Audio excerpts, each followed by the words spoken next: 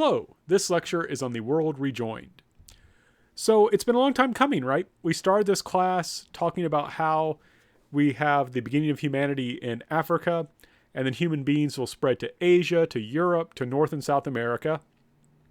But even though we spread out, we're not in that much contact with each other. So we go in very different directions, right? We develop civilizations, which maybe they're in contact with each other, maybe they're not, but they are in a large degree going to go their own directions. Now, even though they have a lot of similarities, they still have important differences. But the key thing is, right, humanity starts off in one place, spreads out, and after spreading out, we develop these different civilizations. Now, we're going to talk about in this lecture how they get reconnected. So, in a sense, the kind of thread that goes throughout this course is this: we're in one place, we spread out, we develop different civilizations, and now we're reconnecting. Now, we mentioned earlier that it's going to be the Europeans that are going to be the ones who are going to go out and explore. And there's a reason why that is. Rather, there's multiple reasons. But first of all, we have to note that it is very difficult to go out and explore. That's one reason why people were hesitant to do so. So we need to talk a little bit about the difficulties in exploring here. We'll do that by looking at Magellan. Magellan's expedition was the first to actually, that we know of, to circumvent the world, to go all the way around the world. He was Portuguese, but he sailed for Spain, right? His journey was sponsored by Spain. Now, here's the thing about exploring. One thing that makes it difficult. You know where you want to go, but you're not quite sure how to get there, right? You're not quite sure how to get there. So imagine that you and your friends want to go on a road trip, and you're going to go to Seattle. You want to take a road trip to Seattle. You know that Seattle is vaguely to the north and to the west. But if you don't, let's pretend that you don't have a map and you don't have a phone. You just know that, okay, I want to go to Seattle. It's to the north and the west. So I'm going to get my car and I'm going to just generally go north and west. Hopefully I'll eventually get there. That's kind of what explorers are doing, right? They know that someplace exists. They know that there's a place they want to find, but they're just not quite sure how to get there. And like I said, that could be kind of tricky trying to figure out, okay, how we're going to go to Seattle. We know vaguely we go north and west and we'll eventually hit it, hopefully. In addition, when you're exploring, the way is dangerous. So imagine that on the way to Seattle, anytime you're not quite sure where it is that you're going to get food, you're not sure where you're going to be able to get gas. When you get out of the car to, try and buy food or something, the people there may not speak a language you speak. I mean, in the United States, this isn't going to be an issue, but if you're an explorer, it is, right? So you get on a ship, you're trying to go someplace, you know where it is vaguely, but you're not quite sure how to get there. And this voyage is going to take weeks, but more likely months. And so you're going to have to resupply, you're going to have to get food, you're going to have to get water and all those things. That in itself is dangerous because you have to get off the ship and the people you may meet may be angry. And of course, there could be storms. There could be lots of problems as you explore. And as I just said, right, the people you meet might want to kill you. Right? People that were friendly at one point might not be friendly the next day. Now, this is going way back to the Vikings, but, the Vikings made it to North America, but they didn't hang around.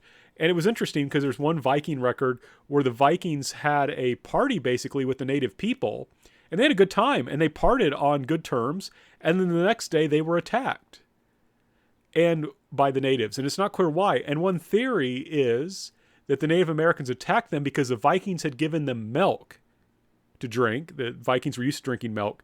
But people who aren't used to drinking milk, it can make them violently ill. So the Native Americans, it seems, maybe thought that the Vikings were trying to poison them, right? And that's why they attacked them. But in any case, the people you meet might want to kill you. So let's look at Magellan, right? He started with 5 ships and 270 men, right? Magellan's expedition had 5 ships and 270 men. The voyage, when it got back, had 1 ship and less than 20 men.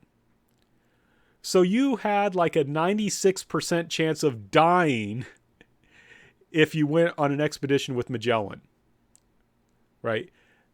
The vast majority of people, including Magellan himself on this expedition, died. So that's not good, right? Only 1 ship of the 5 gets back. Less than 20 of the 270 men get back. So you can kind of understand why people might be hesitant to go out exploring. Now, this is kind of an extreme example, but the key thing here is it's difficult. You want to get somewhere, you're not sure how to get there. The way is dangerous. And because of all that, there's a very good chance you will die. So it's key here, right? One reason why people would be willing to take this chance, one reason people would be willing to endanger themselves is the fact that the one ship brought back more than enough spices to pay for the 4 lost ships. Right? Spices are wonderful to bring in terms of trade because they don't take up much space, they don't weigh that much, but in terms of their weight and the space they take up, they're worth a lot of money. So one ship brings back more than enough spices to pay for the 4 lost ships. And by exploring, you figure out what's a safer way to go. So there's certainly people who are going to take this risk. They're like, okay, Magellan's expedition did it. They've told us about the currents. They've told us about the winds. They've told us where people are friendly. They told us where people aren't so friendly. We can do this. And we can make a huge amount of money. Right? If you can get all 5 ships to come back, think how much money you'll make.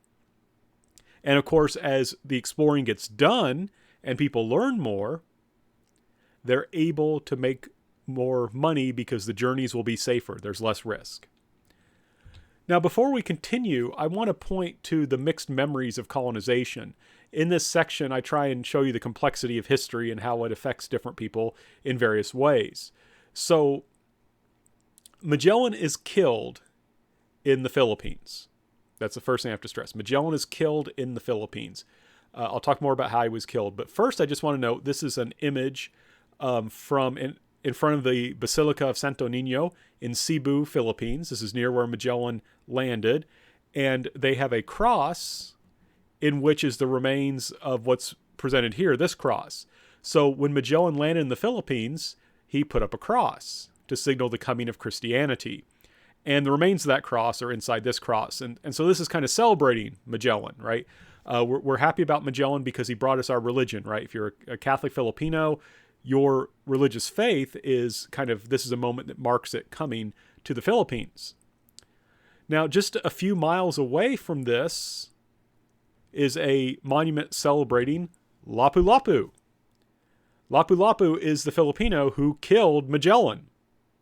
So Magellan claimed the land for Spain, and later Spain would come back and colonize the Philippines and take away the Filipino independence. Now, there was no unified Philippines in this time period, but it did take away the independence of the various local rulers. So this is what I mean about you have this kind of mixed, complex heritage of colonization, right? Filipinos today, many are like, we're Catholic, we're happy that Magellan brought us Catholicism, but we didn't much like losing our independence, so we'll celebrate him bringing Catholicism. We'll also celebrate him being killed. So very, very complex. But to continue, right? So the key thing I wanted to stress was that it is dangerous to explore. So not everyone's going to want to go out and do it because it's dangerous. So I need to now talk a little bit about international trade. Remember how we talked about the Indian Ocean trade? You have people in Africa, the Middle East, South Asia, East Asia, Southeast Asia, all trading together, and they're making money doing this. Things are going really well. But we emphasize that Europeans were cut off from this, right? If they want the goods, if they want the silks from China, if they want the spices from Southeast Asia and from India, if they want the ivory from Africa, they have to get it overland, right? They have to get it overland. They're not able to trade directly. They're not able to take part in this. So remember, whenever you buy something over land, it's much more expensive to transport. It can cost like 30 times, the transportation costs are something like 30 times more expensive moving something over land than by the ocean. So that raises up the prices. And then you've got this problem that, it goes through every time goods change hands, it gets marked up, right? So if they could go directly to China to buy the silk, it would be much cheaper than if they bought it from here, in Constantinople or something like that, right? Because each time it travels in the Middle East, the price is going to go up. So if you're European, you're kind of like, wouldn't it be great? Wouldn't it be wonderful if we could just get down here? If we could just figure out a way to get directly into this trade that all the Africans and the Middle Eastern people and the Asian people that they're able to engage in, wouldn't it be great if we Europeans could do that too? I should stress it's not like all people in those areas can do it, but I'm just trying to stress here that Europeans are left out of this, and they would like to be a part of it. So this helps us to understand why Westerners would risk the dangers they face in exploring to leave Europe. Europeans, I would argue in this time, are have-nots. They are comparatively poor and lack resources. Other civilizations are haves. Islamic civilization is wealthier than Europe during this time period. A lot of the African civilizations are. East Asia, China is doing much better than Europe.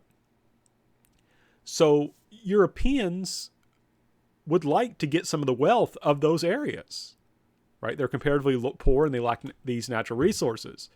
In addition, what's particularly frustrating for Europeans is that Islamic civilization controls the trade between Europe and Asia, right? They mark up the price, of course. That's bad enough from the European view. But remember, Europe is unified for the most part by Christianity, and there's a conflict between Christian and Islamic civilization.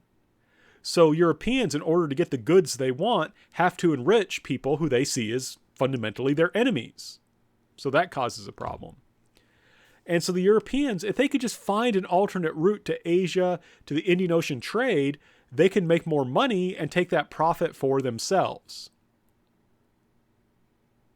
So the Europeans, like I said, they're basically have-nots. They know that this wealth exists. If they can just find a way to get to it, they would make more money and take the profits for themselves. And one thing I have to stress, this isn't just about money. This also has to do with religion. If they can do this, they can also spread Christianity, right? And especially after the Reformation, there's a very strong desire to go, because there's this competition between Protestants and Catholics, to get your missionaries out there and spread your version of Christianity. And to give you a sense of, this isn't just me as a historian kind of, summarizing this. Vasco da Gama, who we'll talk about later, when he made it to India, he sailed around Africa to India. He was asked, "Why are you here? What are you looking for?" And he said, "I'm looking for spices and Christians." Right? Money and faith.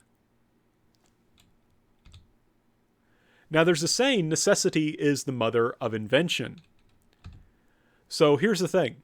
Europeans have a goal, right? We want to get around Africa, get to India, get to East Asia, get that area so we can take part in that Indian Ocean trade. And the thing was, Europeans, as we've shown previously, are willing to learn from others. That's key, right? Europe might see itself as in conflict with Islamic civilization, but they're still willing to learn from Muslim scholars. And of course, remember, it's not only Muslim scholars in Islamic civilizations, you also have Christian and Jewish ones as well. So we have to keep that in the back of our mind. But in order to explore and find trade routes, Europeans have to do the following. They have to build new kinds of ships, such as these caravels here, that are capable of traveling across the ocean for long periods of time. And I want to point out that some of what these ships are based in part on Islamic designs, right? So that Europeans are willing to borrow. They develop new ways to sail the ships. The sails, you notice, are quite complex. It's not just simply one sail. And the reason is so you can better use the wind to go in the direction you want. And I don't want to go into detail too much about how this works, but this is fascinating. I don't know if you've ever heard of tacking. Tacking is when you sail against the wind. So these sails are so complex that they're actually able to direct the wind in such a way that they can sail against it. It's not easy, but they can do it. And you better believe that if you're stuck in the open ocean and the wind is blowing in the opposite direction you want to go in, being able to sail against the wind is very useful. So they're building new kinds of ships. They're developing new ways to sail those ships to make it safe to go out and explore, or at least safer. And they'll develop new types of navigational equipment. They'll develop ways to better read where they're at and figure out where they want to go and to make accurate maps. And again, they're willing to learn from others. Some of the European navigational equipment is borrowed from places like China and Islamic civilization. And I want to stress, it's not that they're just borrowing it and leaving it as is. They're often adding to it. The Europeans are innovating. But the key thing is that there's this openness to learn from other civilizations. What's also very important, remember how we talked earlier about one reason why Europeans are able to spread out and to be the ones to go out and explore and join together the old and new worlds is that they're getting really good at war. European states are in conflict almost constantly. I mean, 100 Years' War, even though they had some breaks, it did last more than 100 years. They're getting really good at fighting each other. So they develop really advanced technology. In particular, they develop powerful cannon that are both strong and able to deliver a very powerful explosive charge, but also can be fit on ships that are portable. Early cannon, you really wouldn't have been able to get on a ship, but they're able to make ships and cannon in such a way that they can get multiple cannon on one ship. And that means wherever they show up, you have to take them seriously. Right? If a European ship comes into your port full of cannon and the Europeans want to trade, but you don't want to trade with them, you're probably going to have to trade with them because otherwise they're going to blow up your port. So these powerful cannon make it so people have to take the Europeans seriously wherever they go. But here's the key thing. All this stuff is very expensive, right? All this stuff is very expensive. You can't just be some guy or some woman and say, you know what? I'm going to outfit some ships and go exploring. You're not going to be able to do that. For the most part, only centralized states can afford to sponsor exploration because all this stuff is very expensive, right? So only centralized states can afford to do this. And the centralized states that are going to be the first to do this will be Spain and Portugal, right? That's where European exploration will begin. And this is very much tied to the Reconquista, the Christian retaking of the Iberian Peninsula from Islamic civilization. So I'm kind of oversimplifying things, but you can kind of think about it this way. You may say, what's the connection between Reconquista and exploration? To fight Islamic kingdoms, you need professional armies, right? A professional army generally beats an amateur army. Full-time soldiers who do nothing but train and fight are going to beat guys who just work part-time. So to fight Islamic kingdoms, you need a professional army. For those armies, you need taxes, right? For those armies, you need taxes. And one thing I want to point out, especially in the later stages of the Reconquista, these armies are very expensive. They often have cannon and arquebuses, which are kind of like really primitive muskets. These are expensive things, right? So in order to build the professional, well-equipped armies needed to successfully complete the Reconquista to fight the Islamic kingdoms, you need taxes. They're very expensive. To collect taxes, you need to develop powerful centralized states. No one wants to pay taxes.